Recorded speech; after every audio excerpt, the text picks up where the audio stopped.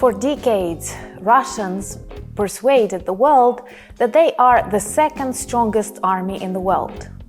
Within a couple of this Russian war in Ukraine, we realize that Russians are the second army, but not in the world, in Ukraine. Because the first one is the Ukrainian armed forces, together with its allies, that are winning the war. War in Ukraine started on the 24th of February, and on the 23rd of February, Russians celebrate the Day of their Armed Forces. And modern Russian army is actually the continuation of the Soviet army that was often depicted as invincible, but lost of many wars that were started by the USSR and by Russia today. In general, Soviet army had two names. Before 1946, it was called the Red Army, and after the end of the Second World War, it changed the name to the Soviet Armed Forces.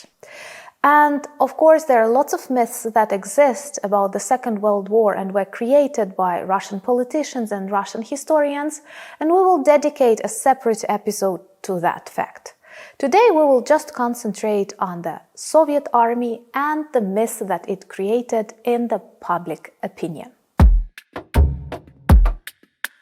It is an old Soviet tradition, kept and clearly preserved in modern Russia, to look for enemies everywhere outside the country, but not inside the country. That's why the main task of Russia and USSR was to look for these enemies and to constantly prepare the army fight against them. Cold War is a very good example of the period that was extremely militarized and caused lots of stress and anxiety all over the world. During this period, starting somewhere from 1947 and until the collapse of the USSR, the number of the Soviet armed forces was pretty big. Changing and switching from 2.8 million to up to 5 million people who served there daily. Very often Putin explains that he started this war in Ukraine because of NATO, even though Ukraine is not yet a NATO member, but I hope one day will be. NATO is one of the eternal enemies of the Soviet Union and Russia, and in 1955 a Warsaw Pact was signed. The main idea of this agreement was to unite Eastern European socialist allies of the Soviet Union into a military union under the coordination and supervision, of course, of the Soviet army. And the task was to control the processes, to develop the standards, and of course to be prepared to fight with North Atlantic Treaty Organization. But somehow, very often, Soviet army was used on the territory of Soviet Union and also on the territory of those countries that were actually described as allies. After the liberation of many Eastern European states from the Nazi regime in 1945, Russian army decided not to leave these territories and to try and preserve the pro-Soviet regimes on their territories. Honestly speaking, we can say this is just a substitution of one Nazi occupation by another Soviet occupation that turned out into tragedies and thousands of victims of pro-communist regimes there.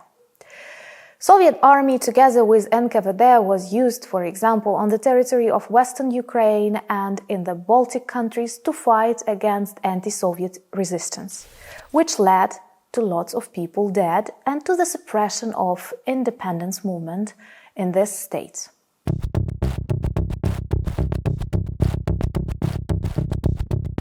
Soviet armed forces were used to stop uprisings in Eastern Germany in 1953, to stop Hungarian Revolution in 1956, and of course the well-known and described in literature and cinematography Prague Spring in 1968. These are all very dark and sad pages of Eastern European history that stopped the progress and freedom of the countries I have just enumerated for decades. You can watch any film about that period or about Berlin separated by the Berlin Wall to understand the gloomy atmosphere and the tragedy of families and people unable to live the life they want. In 1979, Soviet armed forces entered Afghanistan to support pro-communist government there. And for 10 years, they fought there, losing lives of so many Soviet people.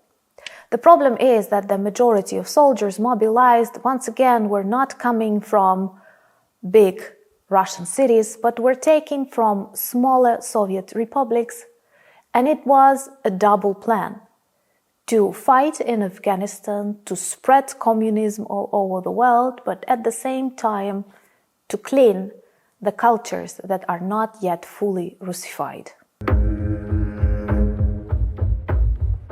Service in Soviet army was really long, 2 years, which led to the phenomenon of Debunked, that is the rule of grandfathers or something like that, when older soldiers bully younger soldiers. And this unhealthy atmosphere is preserved in modern Russia. And their attitude to soldiers is tragic. We can see that in Ukraine. We see how they leave the wounded, how they don't care about the number of victims, and how badly they are equipped. And this image of invincible Soviet army or invincible Russian army is definitely totally fake. Recently, Putin has started mobilization in Russia, and there are lots of protests against it. Once again, I would like to stress protests against mobilization, not war in Ukraine. But at the same time, he uses it as a mechanism not only to add more soldiers who will die on the territory of Ukraine, but also to commit genocide against indigenous peoples of Russia that may one day think of their independence. And people on occupied territories, for example in Crimea, Crimean Tatars are suffering a lot because they receive too many invitations for mobilization in comparison to ethnic Russian people.